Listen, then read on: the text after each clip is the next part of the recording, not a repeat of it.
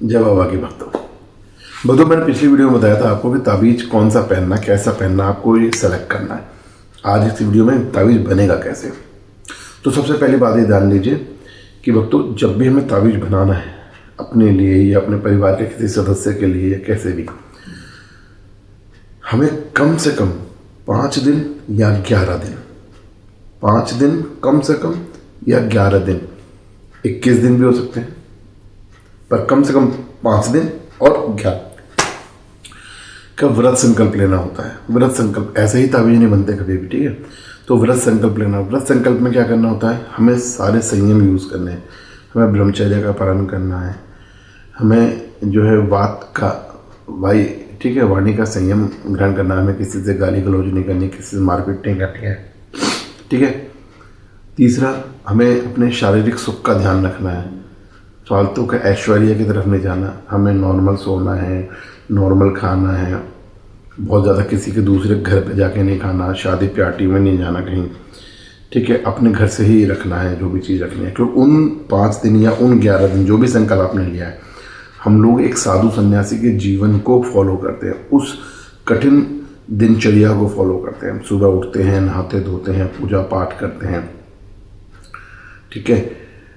तो मैंने बता दिया आपको परहेज करना है, किसी भी तरह के संबंध से बचना है, चाहे पति पत्नी का हो या किसी और चीज़ का हो, आपको संबंध नहीं बनाने, आपको ब्रह्मचर्य का पालन करना है, आपको वाणी का संयम रखना है, आपको अपने खान पीन में संयम रखना, बाहर कहीं नहीं खाना है, किसी दूसरे घर का नहीं खाना है, अपने ही घर का खाना है, ठीक है। और उसमें भी आपको मिर्च मसाले या देसी घी वी ऐसे डाल डूल के ऐसा नहीं खाना, संयम, सूखा सादा जीवन, उच्च विचार वाला सादा भोजन करना है आपको, ठीक है।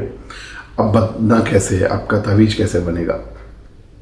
सुबह उठिए, नहाइए धोइएगा, सही है। सुबह उठिएगा, नहाइए धोइएगा, और नहाने धोने के बाद आपको बाबा की पूजा करनी है, बाबा का दीपक लगाना देसी घी का, और कम से कम आपको एक करसी करनी है, ठीक है। गाय के गोबर का उपला ले लीजिएगा, उपला लेके उसको गैस पे या चूल्हे पे बिल्कुल लाल कर लीजिएगा। लाल करने के बाद में किसी भी पात्र में लेके, डोंगे में या मिट्टी का पात्र में लेके उसको, और उसमें रख के उसके ऊपर देसी घी की आहुतियाँ दीजिएगा, बाबा का नाम लेके ओम गुरु गोरखनाथाय नमो नमः, ओम गुरु गोरखनाथाय नमो नमः करके कम से कम 5 आहुति उस पर देसी घी की दीजिएगा। उसके बाद 2 जोड़े लौंग के आप उसके ऊपर डालिएगा, 2 जोड़े लौंग के, ओम गुरु गोरखनाथाय नमो नमः, इस तरह से करके आपको 2 जोड़े लौंग के डालने हैं उसके ऊपर। उसके बाद फिर 5 आहुति आपको सामग्री की डालनी है उसके ऊपर, सामग्री, ठीक है। सामग्री आप हवन सामग्री बाजार में अवेलेबल है, कोई स्पेशल सामग्री नहीं चाहिए आपको, वही सामग्री लेके उसके 5 आहुति आप सामग्री की डालेंगे बाबा का नाम लेके, ठीक है। केवल इतना सा, ये देखो मैं बहुत ज़्यादा कोई लाग लपेट नहीं कर रहा, इतना सा कर दीजिएगा। उससे क्या होगा, उसमें धुआं आना शुरू हो जाएगा, उसका पवित्र धुआं आना शुरू हो जाएगा, और उस पवित्र धुएं को पूरे घर में फैलने दीजिएगा। और उतनी देर, जितनी देर वो फैलेगा उतनी देर बैठ के थोड़ी थोड़ी हवा सी कर दीजिएगा उसको, ऐसे हवा दे दीजिएगा ताकि और सुलग जाए अच्छे से वो, ठीक है। और आपको क्या करना है, एक माला बाबा के नाम की करनी है, एक माला ओम गुरु गोरखनाथाय नमो नमः, इसी मंत्र को ले लीजिए, ठीक है। ओम गुरु गोरखनाथाय नमो नमः, इसी मंत्र को ले लीजिए, और इसी मंत्र से आपको एक माला करनी है। तो ओम गुरु गोरखनाथाय नमो नमः, एक माला आपने इस मंत्र की कर ली। उसके बाद आपको फिर से उस धुएं को थोड़ी सी आप बीच बीच में हवा दिखाते रहिएगा, और उस जो धुनी होती है बाबा की, उस धुनी का धुआं जो पूरे घर में डाल दीजिएगा, पूरे घर में डाल दीजिएगा। संयम रखना है, आप चाहे तो इसमें व्रत का पालन भी कर सकते हैं। मैंने आपको बिल्कुल नॉर्मल लाइफ के लिए बोला है, सादा जीवन के लिए बोला है, आप इसमें व्रत का पालन, यानी आप व्रत भी रख सकते हैं उस समय पे। बस एक ध्यान रखिएगा, ये जो 5 दिन होंगे या 11 दिन होंगे, ये लगातार होंगे, और इन दिनों में आपको, अगर आप कुछ खाते हैं, पीते हैं, कुछ भी करते हैं, तो वो आपको सबसे पहले बाबा का भोग निकालना है, उसके बाद अपना खाना पीना है। पहले बाबा का भोग निकालना है, और सेम जिस खाने में से आप बाबा का भोग निकाल ले हो, जैसे रोटी सब्जी जो भी बनाया आपने, पराठा वराठा, उसी में से ही आपको अपना भी खाना है, ठीक है। इस तरीके से इस दिनचर्या को फॉलो करते हुए आपको 5 दिन करने हैं, 5 दिन करने। अब आपको क्या करना है, जो 5 दिन की भभूत इकट्ठी हुई है आपके पास, उसको एक पन्नी, मतलब जैसे पहले दिन आपने करसी की, वो अगले दिन उसमें से जो भभूत बनी उसको एक पन्नी में कर लिया, दूसरे दिन फिर करसी करी, फिर पन्नी में कर लिया, फिर करसी करी, फिर पन्नी में कर लिया। अब जो 5 दिन की भभूत इकट्ठी हुई है आपके पास, उस भभूत को छान लो अच्छे से, जैसे आटा छानते हैं ना, इस तरीके से छान लो।